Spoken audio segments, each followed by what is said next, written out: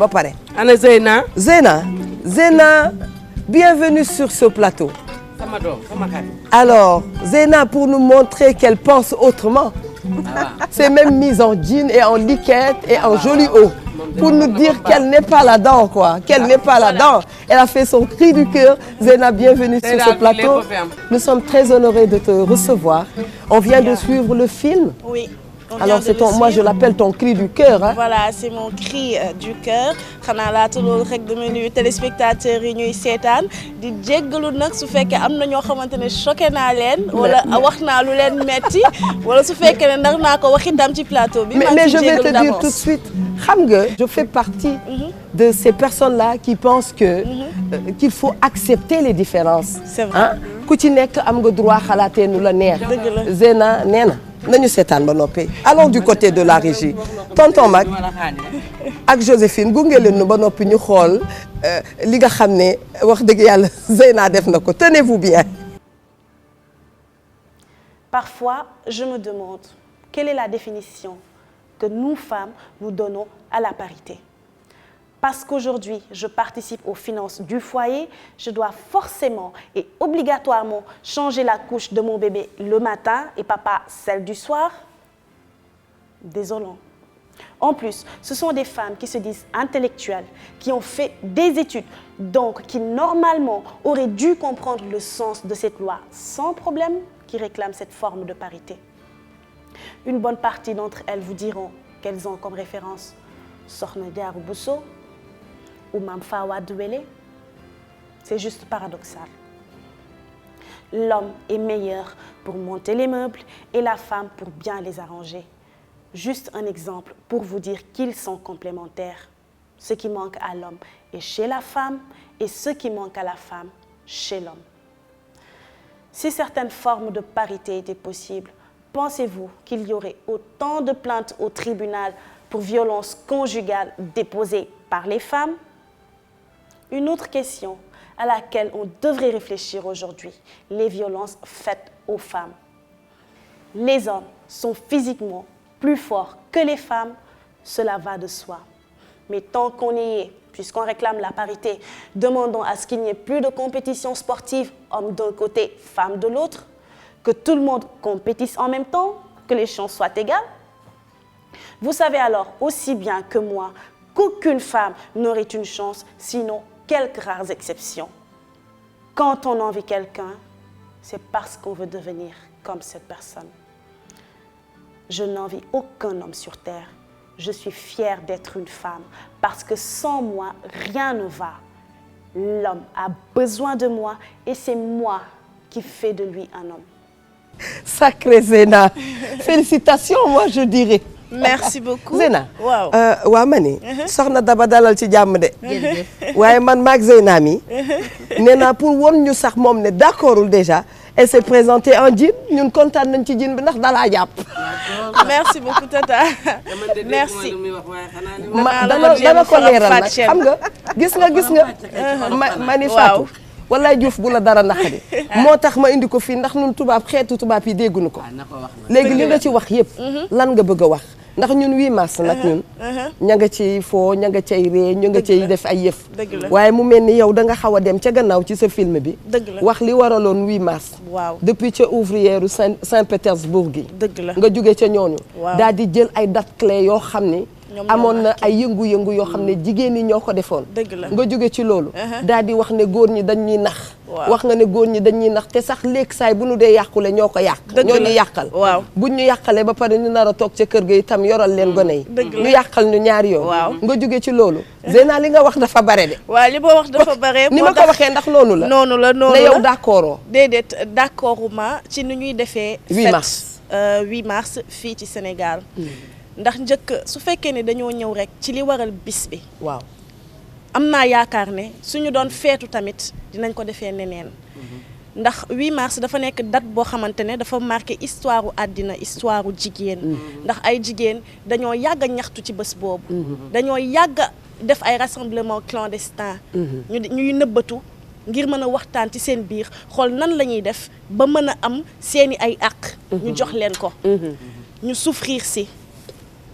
ñu deen di dàkk ñu am si lu leen metti kon xam naa gëm naa ne voilà seen àq ak yelleef loolu moo waraloon bis bi ay at nag processus bi dafa jël ay at ndax biñ koy njëkk a proposé 1910 la woon conférence des femmes socialistes te ONU mi ngi ko reconnaître en 1977 maanaam ñaata at après muy 67 ans juróom benn fukki at ak juróom ñaar kon tey jii gëm naa ne bu ñu nee 8 mars war nañu mën a fàttaliku fan la jógee ak jigéen yooyu la ñu daj ba ñun tey jii ñu am bés bi te dafa am benn mot boo xamante ne ça change absolument la donne dañuy wax journée de la femme mais journée de la femme dafa vaste dafa rëy dafa yaatu boo xasee ba wax jigéen rek bu la neexee mën ngaa feetu su la neexee mën ngaa sargal dinaa ci doon ñëw bu la neexee mën ngaa wax wa ay baax na fi nga dikkee neex na ma mais boo dañu waxee ne ba wax boo xasee wax journée de la femme boo xasee ba wax journée de la femme ubbi nga ko pour la ubbi nga ko femme pour moo ñëpp. xam angle boo ko bëgg a traité voilà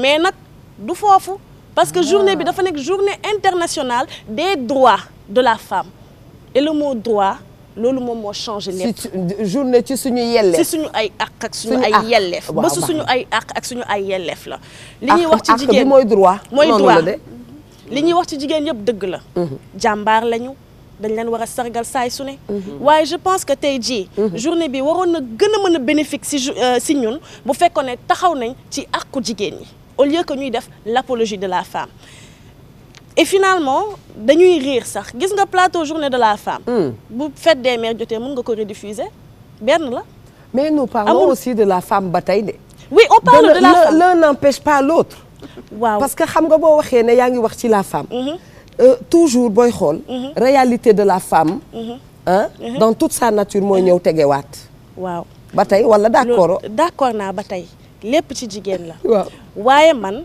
ci sama xalaat bu gàtt bu ñu rafetlu waaw su ma sañoon journée de la femme ñu gën a concentré wu si lu ñuy jëmale kanam parce que tey jii c'est vraiment dommage hein, que ñu jël journée de la femme soppi ko ak ni ñu koy defee Sénégal ñu jëlee ko fet nga gis ne kenn ku si nekk di ci profito ñiy def ay promotion bijouterie def promotion sponsor yi di daw waaw ku ne di daw loolu moo ma metti parce que c'est la journée de nos droits tey jii war nañ taxaw xool jigéen jooju nga naan jàmbaar la mu ngi jël pañeem fajar wala paanam dugg ci kaar yi dem uti jën dañ koy ndokkale waaye tey jii moom lan la soxla fi léegi déwén ban jéego la ñu mën a def pour moom mu am avancement ci liggéeyam xale bi nga xamante ne yàqal nañ ko jàngam mu dem sëyi pour mu dabe nu ñuy def ba mu nan dabe la ñuy def ba mu dabe ak nan la ñuy def ba loolu dagg fi d'accord ma sa xaw ma ko woon madame Kane moo ma ko wax léegi Dëgg ne ma jigéen ñi li ñuy fay impôt moom moo ëpp li góor yi di fay impôt loolu par exemple en plus waaw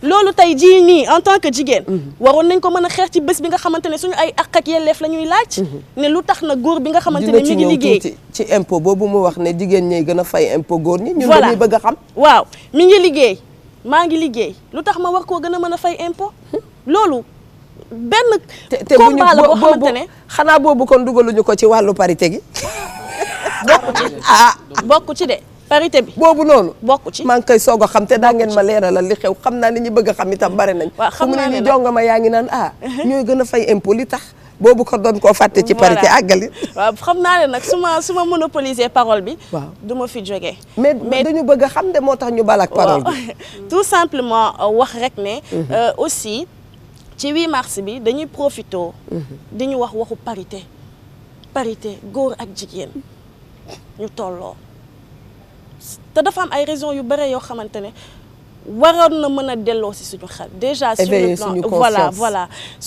sur le plan physique bokkuñu ni ñu bindee te Sénégal ñun ñëpp dañoo gëm boo nekkul catholique musulman nga ñi fi gëmul yàlla bëriwuñu yàlla sàkk aadama yàlla sàkk awa lu tax yàlla def aadama ak awa c'est parce que c'est pour que ñu ute ne desal góor desal jigéen waaw desal jigéen desal waaw góor pour que ñuy mën a mëttalante te finalement parité boobu jigéen ñi interprétation bi ñu koy def moom moo ma xaw a metti te li ci ëpp nag ay jigéen yu jàng la ñoom la parité gën a sonal c'est des femmes intellectuelles ñoo xamante ne ñoom waroon nañu mën a comprendre loi bi lan lay wax ñoom ñooy gën a laaj parité te forme bi ñu koy laajee ci sa biir kër ci sa biir ménage yaa ngi laaj parité ak sa jëkkër yaa ngi bëgg bu ma waxee femme intellectuelle kan nga ñuy wax ne moom mooy femme intellectuelle Zeyna fait je dis surtout ki nga xamante ne moom si boppam jàppee na boppam intellectuel parce que jàpp na ne moom jàng na jàpp na ne moom dans la société elle est bien placée voilà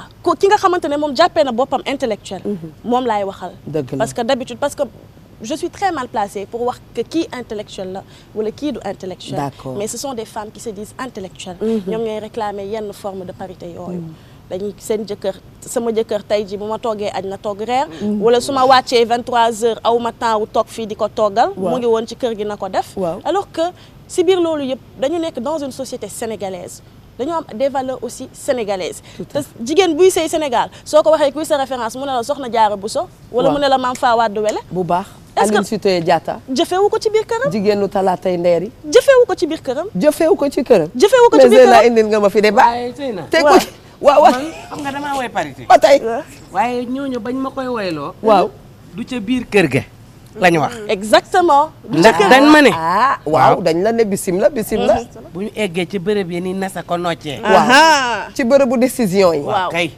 nga jàng muy góor di jigéen fa ñuy daje waaw ku ne wax sa xalaat waaw xam-xam la ñu fa laaj gis nga nag mbirum waaye bu ñu demee ba ca kër ga waaw yéen a moom seen baat waaw ci biir kër gi dëgg la góor ñi mu mel ni lii dafa mi ngi bëgg a yàgg ci mbirum parité de mi ngi bëgg a yàgg ci mbirum parité ñu mel ni Eva Tra ñi xamul li parité yi tekki voilà dañuy wax rek bu góor yi defee nangam ñu def nangam bu ñu amee nangam ñu am nangam bu demee ca kër ga daal yéen a moom seen baat institution étatique la ñu wax d'accord kese fa la yem waaw par exemple booy présenter liste élection góor ñi nañu jigéen ñi nañu mët lii góor ñi def 50 su fekkee ne par exemple chiffre bi dafa nar a impair kon da ngeen di wàññi benn pour que mu mën a pair genre yooyu la en fait c'est juste dans les institutions étatiques fa la yem voilà fa la yem waaw mais ñun finalement dañ koy laaj fu mu ñu neexee sama compagnie gi jàngul rek waaw fa mu ñu déedéet yaay baal ma uy ko yaay baal ma Zeyna dool lu sax ñu jàngul nga jàng ca boppam ñu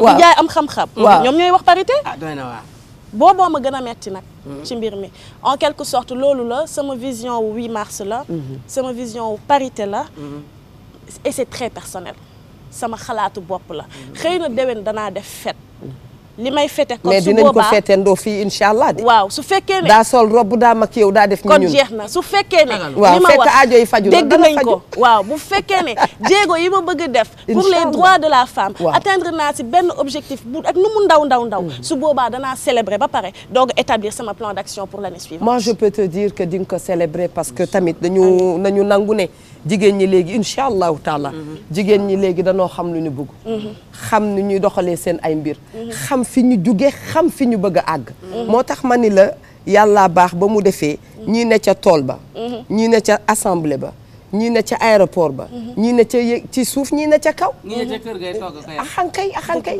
loolu mooy def charme bi mais am na beneen jigéen itam sama sobaayee ma fa yóbbu léegi saay ndeysaan daanu topp carrière ba léegi saay di nga doom yàllaa koy maye ca njalbeen waaye di nga ne sax nigal balaa maa defar doom nigal ma xaar ba carrière bi sotti tam léegi saay mën nañu dal de wala mën nañu dal bu baax mais àddina lépp question de choix la mais na ngay assumer say choix d'accord maanaam la vie est un choix voilà est un choix su fekkee ne yow da nga def choix option wu da ngay topp sa carrière waaw après nga décider am doom waaw assumer loolu sa choix la yow yaa ko tànn da nga koy assumer ba mu mët sëkk parce que àddina lépp doom yàllaa ko yor moom ca njëlbeen waaw doom yàllaa ko yor mais bu fekkee ne yow da nga privilégier sa carrière c'est ton choix après assume lu la si fekk nga xam ne mooy loolu su fekkee ne tamit da nga décider bàyyi sa jàng pour que nga mën a sëy teel a am bàyyi jàng bi ëpp na mais